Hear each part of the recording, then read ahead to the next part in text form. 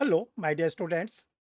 Dear student, आप लोग को ये बताना चाहते हैं कि जो राजस्थान जुडिशरी का प्रीलिम्स का एग्ज़ाम है उसके जो पोस्टपोन्ड होने की पॉसिबिलिटीज़ थी वो ख़त्म हो चुकी है, क्योंकि राजस्थान हाई कोर्ट के द्वारा स्टूडेंटों के एडमिट कार्ड लोड कर दिए गए हैं। स्टूडेंट अपने एडमिट कार्ड को निकाल रहे हैं और उन ये डेट जो फिक्स की गई है, जो पहले की डेट थी 23/6/2024, 23/6 इसी महीने की 23 तारीख को आप लोग का राजस्थान जुडिशरी का प्रीलिम्स का एग्ज़ाम होने जा बहुत ही कम समय बचे हैं। इन चंद दिनों में कैसे आप अपने तैयारी को एक टेक्निकल फॉर्म में अपने तैयारी को करें, जिससे आपकी प्रीलिम्स एग्जामिनेशन बिल्कुल रुकने ना पाए। तो आज का वीडियो आप लोग के लिए उसी टॉपिक पर है कि जो आपके पास रिमेनिंग टाइम बचा हुआ है, उस रिमेनिंग टाइम में आप अपने तैयारी को कैसे नया रूप दें, कैसे टेक्निकल फॉर्म में पढ़ें, कैसे अपनी तैयारी को थोड़ा-सा बदलें, जिससे आपको कम से कम जो 100 नंबर का पेपर होने जा रहा है, उसमें आप 90 प्लस नंबर ज़रूर पाएँ। और 90 प्लस नंबर अगर आप पा जाते हैं, तो आपका राजस्थान जुडिशरी के एग्ज़ाम में पीटी से कोई आपको रोक नहीं सकता और आप प्रीलिम्स एग्ज़ामिनेशंस को ज़रूर और ज़रूर क्वालीफ़ाई करेंगे। आप लोग इस वीडियो से बने रहें, आपको एक-एक बारीकी आज बताई जाएगी, उस बारीकियों को ज़रूर आप फ़ॉलो करिएगा, तो आपका प्रीलिम्स एग्ज़ामिनेशन ज़रूर निकलेगा। आप लोग या student, I am Harsh Bihari Srivastava, law experts, परीक्षा refresher, online law classes from Allahabad.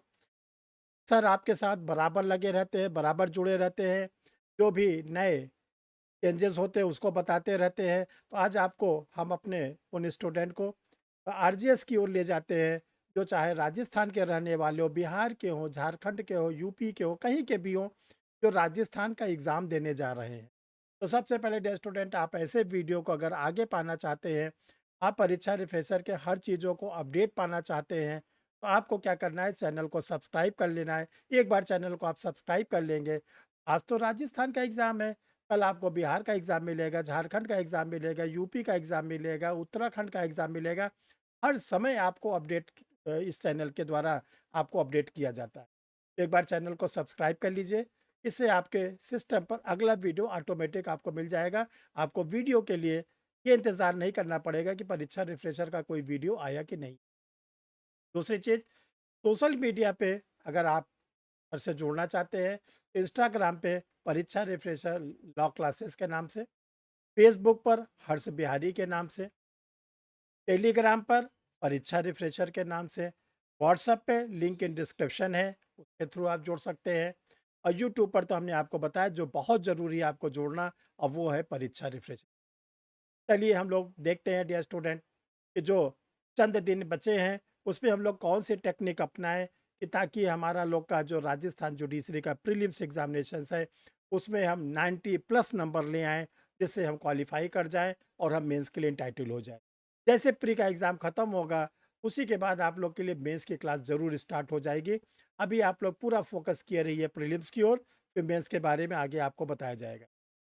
देखिए जो प्रीलिम्स का एग्जामिनेशन है उसको आप लोग की सुविधा के लिए हमने इसको 4 पार्ट में डिवाइड कर दिया है। इसमें देखिए major act, minor act, local laws और लैंग्वेज, ये 4 तरह के पेपर हैं। तो जो मेजर एक्ट है और माइनर एक्ट है प्लस लोकल लॉज़ है। Major act plus minor act plus local laws, ये तीनों को मिलाकर 70 क्वेश्चंस आएँगे, 70 क्वेश्चन आएँगे और 30 क्वेश्चंस आएँगे लैंग्वेज के। इसमें से 2 पेपर हैं, एक हिंदी लैंग्वेज, एक English language. 15 question Hindi language से आएँगे, 15 क्वेश्चन इंग्लिश लैंग्वेज से। तो ये ध्यान रखिएगा। अब आप तैयार हो जाइए, पेन कॉपी लेकर बैठ जाइए, इस वीडियो को 1 बार देखिए, 2 बार देखिए, समझिए।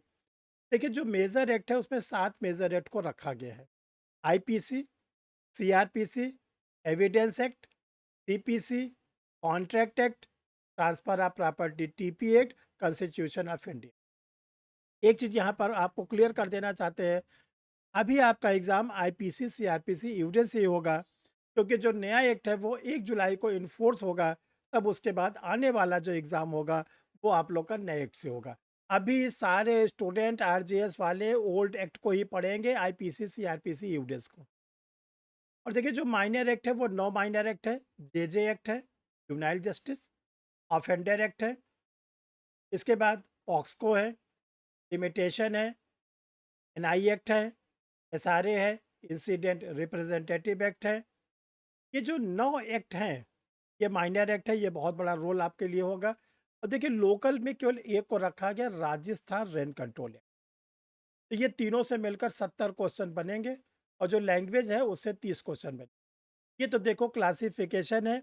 आपको क्या करना है, हम देखिए आपको बताते हैं। देखिए लॉ पे तो आप फोकस करिए, लॉ पे तो आप फोकस करिए क्योंकि 70 नंबर का बहुत बड़ा मार्जिन होता है। लेकिन डियर स्टूडेंट, आपको बताना चाहते हैं, नंबर को अगर चुराना चाहते हैं, नंबर को धीरे से निकालना चाहते हैं, आप लैंग्वेज पर ज़्यादा फोकस कर दीजिए। लैंग्वेज पर ज़्यादा फोकस कर दीजिए। लैंग्वेज को आप ज़्यादा नहीं, आज से केवल 2 से 3 दिन पढ़ लेंगे तो लैंग्वेज में 30 में से आप 25 प्लस नंबर ज़रूर और ज़रूर पा जाएँगे। क्योंकि लैंग्वेज में जो हिंदी लैंग्वेज है और इंग्लिश लैंग्वेज है, ये बहुत ईज़ी क्वेश्चंस आते हैं। इसमें जैसे पर्यायवाची है, विलोम है, मुहावरा है, शुद्ध अशुद्ध शब्द है, कोई पैराग्राफ दिया रहेगा, उसमें आपको आंसर देने रहेंगे। इसी प्रकार इंग्लिश में सिनोनिम्स है, एंटोनिम्स है, इडियम है, फ्रेज है, फिल इन द ब्लैंक्स है।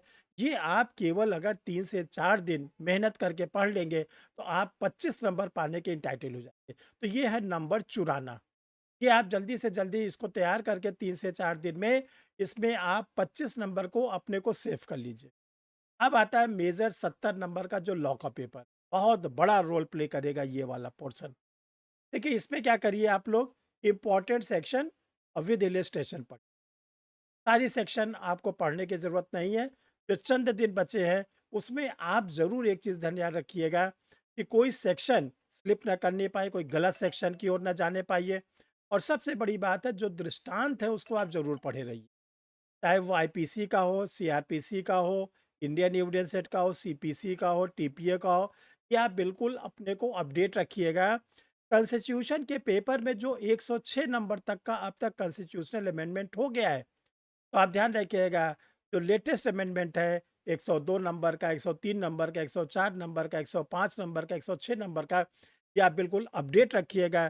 किस ईयर में हुआ है, क्या प्रोविज़न जोड़ा गया है, ये आप इसको अपने को अपडेट बना लेंगे तो कॉन्स्टिट्यूशन के पोर्शन में जो करंट क्वेश्चन आएंगे उसको आप आराम से कर लीजिए।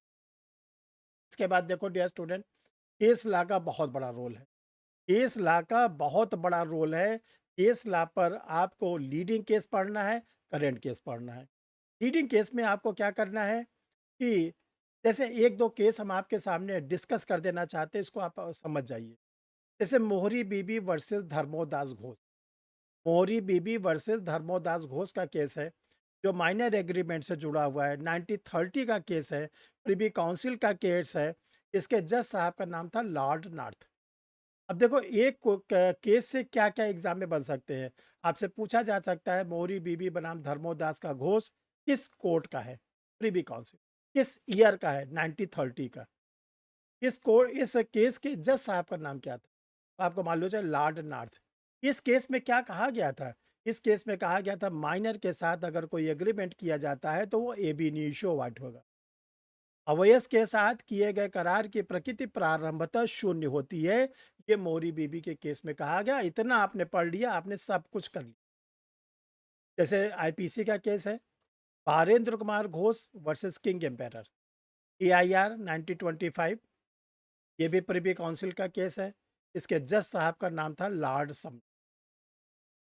फिर से हम आपको बता दें, Barendra Kumar Ghosh versus king emperor, ये 1925 का केस है, 1925 का केस है, प्रिवी काउंसिल का केस है। और इसके जज साहब का नाम था लॉर्ड सम। इसमें क्या कहा गया, इसमें जो हम लोग कॉमन इंटेंशन पढ़ते हैं जो आईपीसी के सेक्शन 34 में है, कि अगर अक्रेंस प्लेस पर सारे एक्यूज पर्सन प्रेजेंट है, चाहे कोई थोड़ा एक्ट करता है चाहे ज़्यादा एक्ट करता है, सभी एक्यूज पर्सन को बराबर बराबर पनिशमेंट मिलेगा। जिसको इसी केस से डेवलप हुआ था प्रिंसिपल ऑफ ज्वाइंट लाइबिलिटी। जो एक्यूज पर्सन की लाइबिलिटीज होगी वो होगी ज्वाइंट। और कॉमन इंटेंशन के लिए कम से कम 2 व्यक्ति हो, 2, 3, 4। तो जो 2, 3, 4 लोग होंगे उनको सबको बराबर बराबर पनिशमेंट मिलेगा, चाहे वो थोड़ा अपराध करते हैं, कोई चाहे ज़्यादा करते हैं। इसको जैसे जो बारेंद्र कुमार घोष का केस है, इसको हम लोग एक अलग से नाम से भी जानते हैं, निक नेम से जानते हैं, पोस्ट ऑफिस। पोस्ट ऑफिस तो ये अगर ये आप इतनी चीज़ों को तैयार किए रहेंगे, तो आप इसको कर ले जाएँ। जैसे महबूब शाह का केस है, तो महबूब शाह का जो केस है, महबूब शाह बनाम किंग एम्परर का, ये केस प्रिवी काउंसिल का है। इसको हम लोग क्या जानते हैं? इंडस केस, सिंधुवाद, इंडस केस।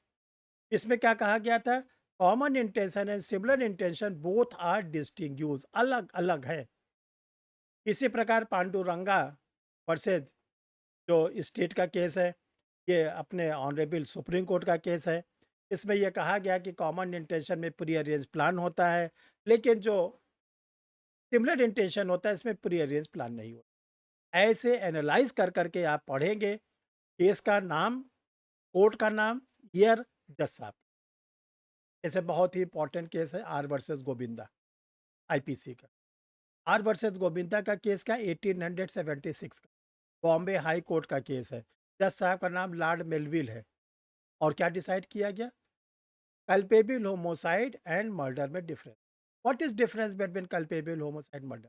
आपराधिक मानववध और हत्या के बीच में जो अंतर बताया गया, वो पहली बार जो अंतर बताया गया, वो बताया गया आर वर्सेस गोविंदा। कॉन्स्टिट्यूशन का केस है, Keshavananda Bharati versus state of Kerala. 1973 का केस है, ऑनरेबल सुप्रीम कोर्ट का केस है, बहुत इंपॉर्टेंट केस है। इसमें कहा गया कि preamble is the integral part of the constitution.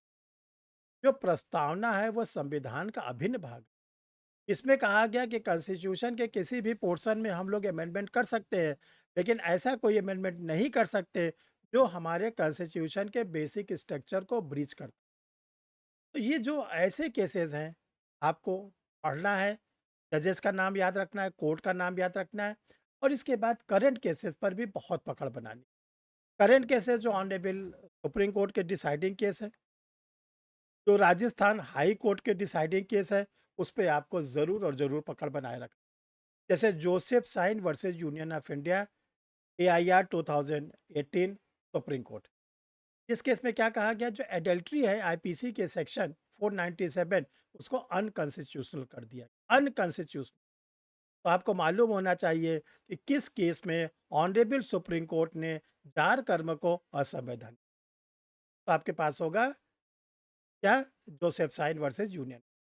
तो केस लॉ पर आपको ज़्यादा पकड़ बनानी है, और धीरे धीरे जल्दी जल्दी इसको करिएगा तो आपको ये क्लियर हो जाए। फिर इस आपके पास जो एमसीक्यू का मैटर है, खूब एमसीक्यू लगाइए, डेली 200 क्वेश्चन एमसीक्यू लगाइए। 200 एमसीक्यू मिनिमम आप लगाएं, चाहे जिस पेपर के मिले, आईपीसी के, सीआरपीसी के, उडेंस के। डेली आप लगाते चले एमसीक्यू। ये आपको विटामिन बी का काम करेगा, और आपको बहुत सप्लीमेंट्री आपको वहाँ पर ताकत देगा, अब जब आप एमसीक्यू सॉल्व करने वहाँ बैठेंगे। इसके बाद डियर स्टूडेंट, आप लोग प्रीवियस ईयर के क्वेश्चंस को ज़रूर और ज़रूर सॉल्व करिए। जितना प्रीवियस ईयर के क्वेश्चन को सॉल्व करेंगे, उतना ही ज़्यादा आपको बेनिफिट मिलेगा। ये ध्यान रखिएगा। प्रीवियस ईयर के पेपर से आपको पता चलेगा कि एग्जामिनर कैसे क्वेश्चंस को पूछते हैं।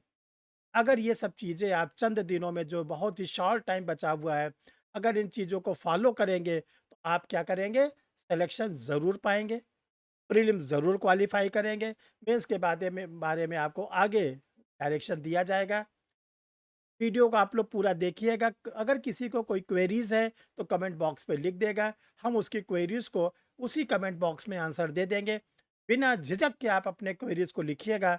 हम एक एक स्टूडेंट के क्वेरीज को पढ़ते हैं, उसका आंसर देते हैं। आप लोग को घबराने की ज़रूरत नहीं है। जहाँ पर आपको सर की ज़रूरत होगी, आप क्वेरीज को वहाँ पर दे सकते हैं। तो कोई स्टूडेंट आप लोग को बताना चाहते हैं जिनका भी राजस्थान का एग्ज़ाम नहीं है, या जो स्टूडेंट राजस्थान के बाद आगे भी कोई एग्ज़ाम देना चाहेंगे, जैसे बिहार का एपीओ आने वाला है, बिहार का सिविल जज है, यूपी का एपीओ, यूपी का सिविल जज, मध्य प्रदेश की वैकेंसी, या आगे राजस्थान का एपीओ भी अभी होना है। अब आपको नए क्रिमिनल लॉ का सामना करना है। नए क्रिमिनल लॉ का ध्यान रखिएगा, हिंदी वर्जन, इंग्लिश वर्जन दोनों तैयार है, सेक्शन वाइज भी तैयार है, एमसीक्यू भी तैयार है। अगर आप इसको लेना चाहते हैं तो परीक्षा रिफ्रेशर लॉ क्लासेस पे ये 2 नंबर शो कर रहा है। इसमें से किसी भी नंबर पर आप अपना कंप्लीट पोस्टल एड्रेस भेज देंगे। कंप्लीट पोस्टल एड्रेस आने के बाद आपको में जो पोस्टल आएगा, एड्रेस आएगा तो कोचिंग का क्यूआर कोड जाएगा और उस क्यूआर कोड पर आप पेमेंट जमा करेंगे तो आपके एड्रेस पर चला जाएगा। लास्ट में अपने स्टूडेंटों को बताना चाहते हैं कि 20 जो जून है, 20 जून से आप लोगों के लिए एक स्टार्ट होने जा रहा है न्यू क्रिमिनल लॉ का special batch. Special batch new criminal law का, जिसमें आपको एनालाइज़ करके एक-एक चीज़ बताई जाएगी, समझाया जाएगा, ताकि आप लोग जो नया क्रिमिनल लॉ है उसको बहुत ही आसानी से समझ सकें, क्योंकि बहुत ही ग्रेट चेंजेस हुआ है, बहुत ही बड़ा परिवर्तन हुआ है। तो डियर स्टूडेंट, हम लोग फिर अगले वीडियो में मिलेंगे और आप लोग को बहुत ढेर सारी सर की शुभकामना कि आप लोग ज़रूर सफल हो राजस्थान जुडिशरी में। मेंस के लिए फिर आप लोग के लिए क्लासेस भी चलाई जाएंगी और आपको ढेर सारे direction. Thank you my dear student.